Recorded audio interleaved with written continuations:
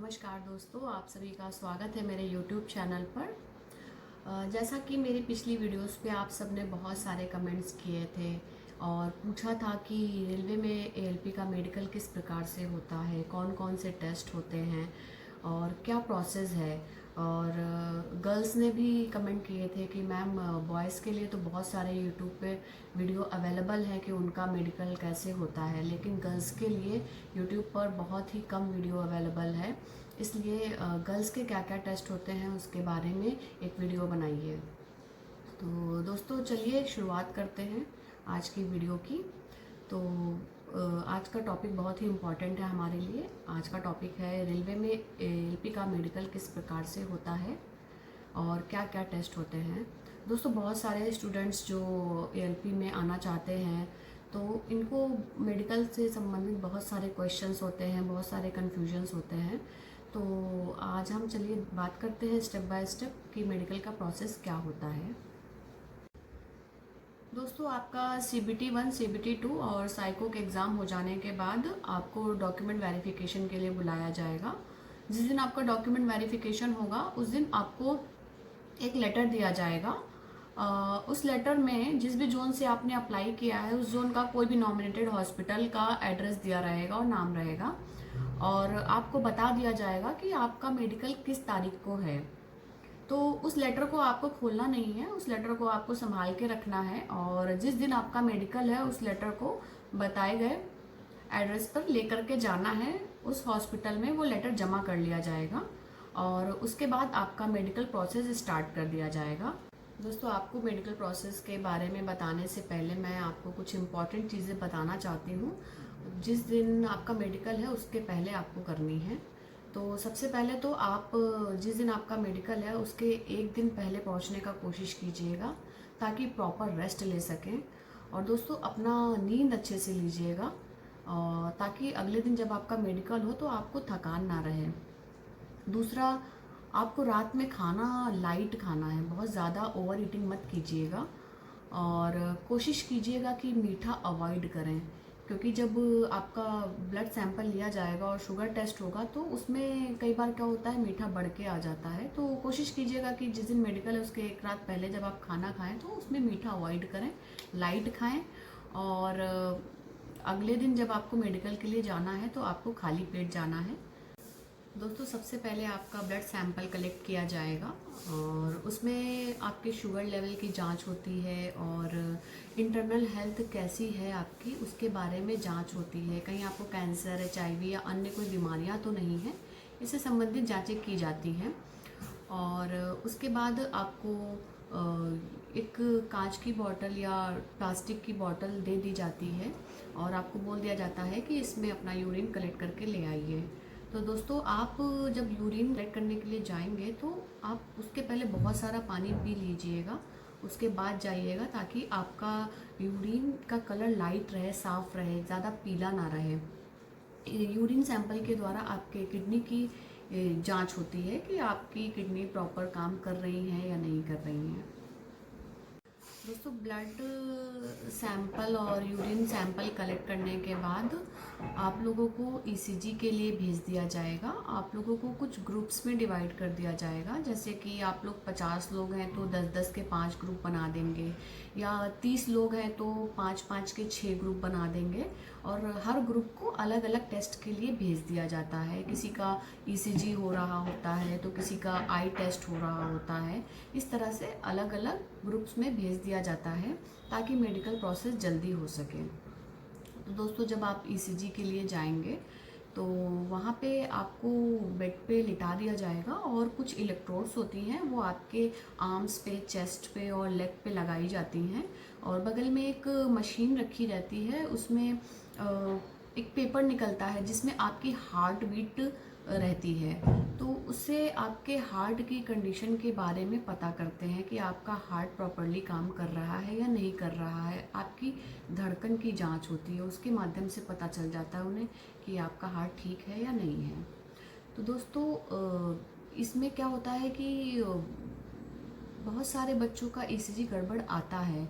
हम लोगों के टाइम पे बहुत सारे बच्चों का ECG गड़बड़ आया था, लेकिन उन एग्ज़ामिनर को भी पता रहता है कि बच्चे बहुत दूर से आए हैं, थके हुए हैं और घबराए हुए भी हैं, तो इसलिए वो दोबारा से आपका ईसीजी करवाते हैं। तो अगर किसी का ईसीजी गड़बड़ आता है तो घबराने वाली बात नहीं है, आपका ईसीजी दोबारा से होगा। तो हमारे साथ वालों का दोबारा से जब ईसीजी किया गया था तो उनका ठीक आ गया था।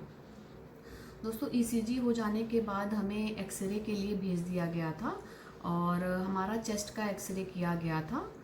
वहाँ पे एक मशीन होती है और वहाँ पे बोल देते हैं आपको कि खड़े हो जाओ, वहाँ पे आपका चेस्ट एक्सरे ले लिया जाता है और उसके माध्यम से आपके लंग्स की कंडीशन के बारे में जानते हैं वो लोग। कई बार क्या होता है कि हमारे लंग्स में छेद होता है या लंग्स का कुछ लोगों को कैंसर भी होता है और कुछ लोगों के हार्ट में सूजन होती है, तो इन सब चीज़ों के बारे में एक्सरे करने से पता चल जाता है।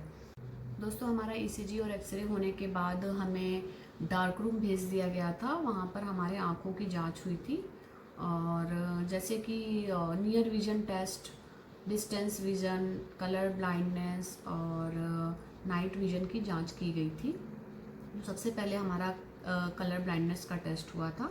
उसमें एक किताब थी, किताब में कई सारे सर्किल बने थे, वो सर्किल कई सारे कलरफुल डॉट से बने हुए थे, जैसे हरा, लाल और पीला, इस तरीके के डॉट से सर्किल बना हुआ था और उसी सर्किल में कुछ आकृति छुपी हुई थी नंबर की और उन नंबर को आपको बताना रहता है पढ़ के। तो जिनको प्रॉब्लम नहीं होती है तो वो तो जल्दी जल्दी पढ़ के बता देते हैं और उनसे ज़्यादा नहीं पढ़वाया जाता है, 4-5 पेज पढ़वा करके आगे टेस्ट के लिए भेज दिया जाता है। लेकिन जिनको प्रॉब्लम होती है उनसे पूरी किताब पढ़वाई जाती है, 2-2, 3-3 बार भी पढ़वाई जाती है। तो दोस्तों आप इसकी जांच आप घर पे भी टेस्ट में आने से पहले भी कर सकते हैं। गूगल्स पे कई सारी फ़ोटोज़ रहती हैं, आप सर्च कर सकते हैं और उनको पढ़ के देख सकते हैं और स्वयं से पता कर सकते हैं आपको प्रॉब्लम तो नहीं है। बाद हमारा नियर विज़न का टेस्ट हुआ था, हमें एक किताब दी गई थी, उसमें हिंदी इंग्लिश में कई सारी लाइंस लिखी हुई थी, उन्हें पढ़ के बताना था। हिंदी इंग्लिश में बड़े अक्षर में भी लाइंस थी, छोटे अक्षर में भी लिखा हुआ था, तो उसके द्वारा वो आपके 6x6 की जांच कर लेते हैं। दोस्तों डार्क रूम में ही हमारा ईयर टेस्ट भी हुआ था, उसमें हमें बोला गया था कि अपनी आंखें बंद कर लीजिए और हमें बीप साउंड सुनाई गई थी और वो बोल रहे थे कि आपको ये बताना है कि आपको किस डायरेक्शन से बीप साउंड सुनाई दे रही है। अगर लेफ़्ट से सुनाई दे रही तो आपको बताना था कि लेफ़्ट साइड से आ रही है, राइट से सुनाई दे रही तो राइट साइड से आ रही है और पीछे से सुनाई दे रही है तो पीछे से बतानी है आ रही है, या सामने से सुनाई दे रही है तो सामने से आ रही है। ऐसे करके आपको डायरेक्शन बतानी थी। बाकी और कोई मशीन लगा के तो वैसा कुछ चेक नहीं हुआ था हमारा। के बाद फिर हमारा डिस्टेंस विज़न का टेस्ट हुआ था, उसमें आपको एक चेयर पे बिठा दिया गया था और लगभग 6 मीटर की दूरी पर सामने एक सी नुमा आकृति को दिखाया गया था और उसमें आपको बताना रहता है कि जो सी है वो उसका जो मुंह है वो किस तरफ खुला हुआ है, वो कट किस तरफ दिया गया है। अगर लेफ़्ट साइड है तो आपको लेफ़्ट बताना रहेगा, राइट है तो राइट और ऊपर के साइड है तो ऊपर के साइड और नीचे के साइड है तो नीचे के साइड आपको बताना रहता है। तो ये सी कभी आपको बड़ा दिखाएंगे फिर छोटा दिखाएंगे, ऐसे करके आपके 6x6 विज़न का टेस्ट कर लेते हैं आपका डिस्टेंस विज़न ठीक है या नहीं है। उसके बाद फिर दोस्तों हमारा उसी चेयर पे हमें बिठा के रखा था और उसके बाद हमारा नाइट विज़न का टेस्ट हुआ था। उसमें सामने दीवार पर हमें लाइट्स दिखाई गई थी, रेड और येलो, ग्रीन, इस तरीके की लाइट्स दिखाई गई थी और पूछा गया था कि कौन सी लाइट दिख रही है आपको।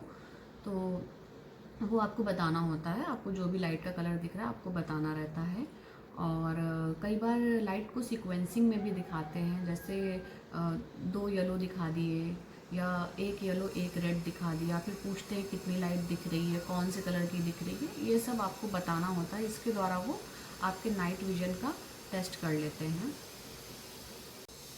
दोस्तों उसी रूम में जहाँ पर हमारा आई विज़न का टेस्ट हुआ था, वहीं पर दोस्तों कुछ फिज़िकल एक्सरसाइज भी हमसे करवाई गई थी, जैसे कि कुछ लोगों को बोल दिया गया था कि राउंड लगाओ, 10 राउंड लगाओ जल्दी जल्दी चल के या धीरे धीरे दौड़ के। ऐसे 10 से 15 राउंड लगवाए थे और 8 से 10 उठा बैठक करवाई थी और स्क्वाट्स करवाए थे और विदाउट सपोर्ट बैठाया था और उठने को बोला था कि बिना सपोर्ट के उठ के दिखाओ। इस तरीके की कुछ चीज़ें करवाई गई थी।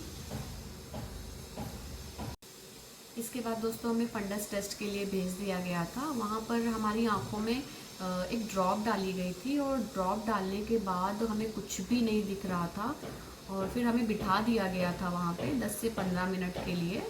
ये ड्रॉप डालने के बाद क्या होता है कि हमारी आंखें सूज आती हैं, तो हमारा जो लेंस है वो उभर के बाहर आता है ताकि इसकी जांच की जा सके।